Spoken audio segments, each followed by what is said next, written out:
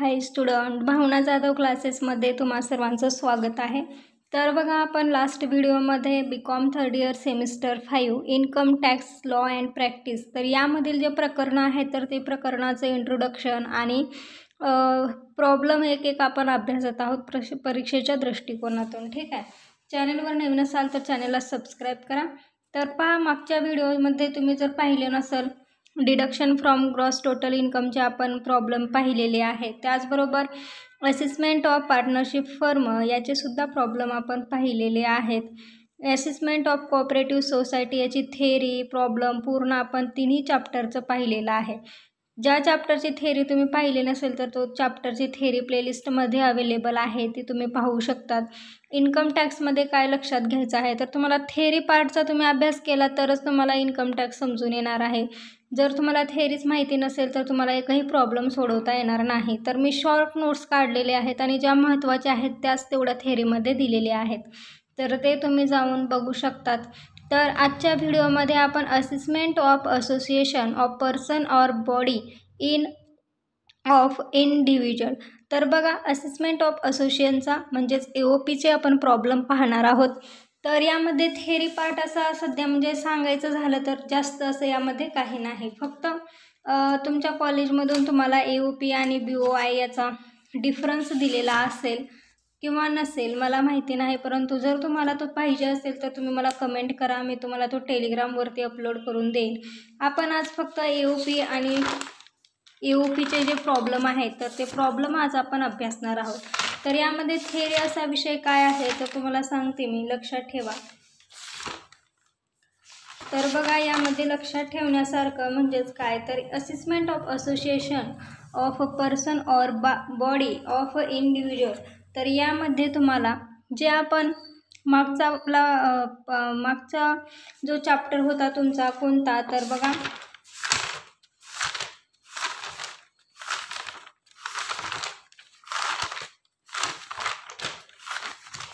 Assessment of partnership firm हा जो problem म्हणजे हा जो चॅप्टर होता, तर या चॅप्टरमध्ये आपण प्रॉब्लेम 184ची पूर्तता करणारे आणि न करणारे हे सुद्धा आपण पाहिलेलं आहे. 184ची पूर्तता केल्यानंतर आपण काय करत होतो, तर इंटरेस्ट,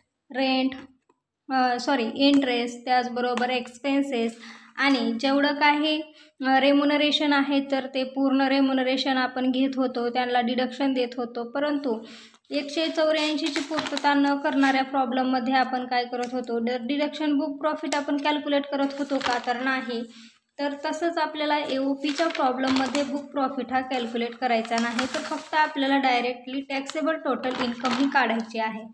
ठीक आहे, तर बघा कशा पद्धतीने काढायचे असते. तर प्रॉब्लेम नंबर फर्स्ट आपण अभ्यासणार आहोत.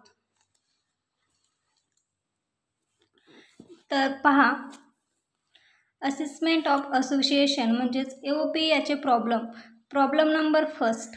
तर हा प्रॉब्लेम तुम्हाला 15 मार्कासाठी येतो, तर काळजीपूर्वक बघा.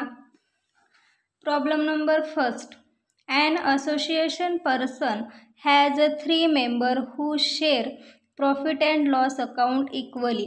The profit of AOP as per its profit and loss account is ₹3,19,000 after debiting the following of its profit and loss account. तर बघा, कुठलाही प्रॉब्लेम आपण सुरुवात करत असताना असेसमेंट ऑफ पार्टनरशिप फर्म किंवा असेसमेंट ऑफ AOP, तर यामधील जे प्रॉब्लेम आहे तर त्या प्रॉब्लेमची सुरुवात आपण कुठून करत असतो, तर दिलेल्या नेट प्रॉफिटपासून. ठीक आहे, तर बघा, तुम्हाला प्रॉब्लेममध्ये काय सांगितलेलं आहे, remuneration to member of AOP, remuneration किती दिलेलं आहे, 62,000.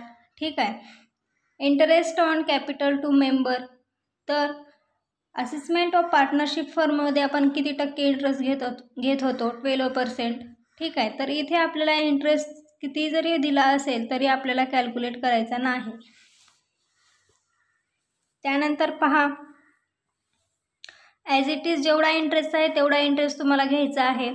त्यानंतर डेप्रिसिएशन ऑन असेट, तर असेटचं डेप्रिसिएशन किती सांगितलेलं आहे, 60,000. ठीक आहे, त्यानंतर बघा खाली, depreciation allowable is only 50,000 compute the taxable total income of AOP. तर तुम्हाला किती अलाउएबल आहे, तर 50,000.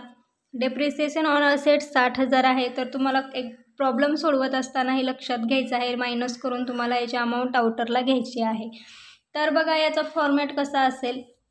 Computation of taxable total income of AOP for the assessment year 2024-25 particulars rupees. सगळ्यात आधी तुम्हाला काय करायचं आहे, नेट प्रॉफिट घ्यायचं आहे. Net profit as profit and loss account 3,90,000. ठीक आहे. त्यानंतर काय करायचं, ॲड एक्सपेन्सेस डिसअलाउडमध्ये तुम्हाला जेवढे काही एक्सपेन्सेस दिलेले आहेत तर ते तुम्हाला ॲड करायचं आहे. बघा डेप्रिसिएशन ऑफ असेट किती आहे, 60,000.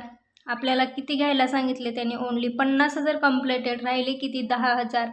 हे आउटरला लिहायचं आहे. त्यानंतर बघा इंटरेस्ट ऑन कॅपिटल किती दिलेला आहे. Interest on capital to member 70,000. तर interest on capital to member 70,000 as it is तुम्हाला इथे घ्यायचे आहेत. त्यानंतर रेम्युनरेशन टू वर्किंग मेंबर दिलेला आहे. तर ते सुद्धा ॲज इट इज घ्यायचं आहे. आणि या सगळ्याची टोटल केल्यानंतर तुम्हाला भेटेल टॅक्सेबल टोटल इन्कम. तर एवढा सोपा प्रॉब्लेम आहे AOPचा. तर तुम्हाला फक्त लक्षात घेऊनच हे प्रॉब्लेम सोडवायचे आहेत तरच सोपे जातील. कारण याच्यामध्ये बघा तुम्हाला 15 गुण भेटणार आहेत. ठीक आहे. तर नेक्स्ट व्हिडिओमध्ये आपण नवीन प्रॉब्लेमला सुरुवात करूया. तर नेक्स्ट व्हिडिओ पाहण्यासाठी चॅनलला सबस्क्राईब करा, बेल आयकॉनला प्रेस करा. आणि व्हिडिओ जर तुमचे महत्त्वपूर्ण होत असतील आणि तुम्हाला उपयोगाला येत असतील तर कमेंटमध्ये नक्की कळवा.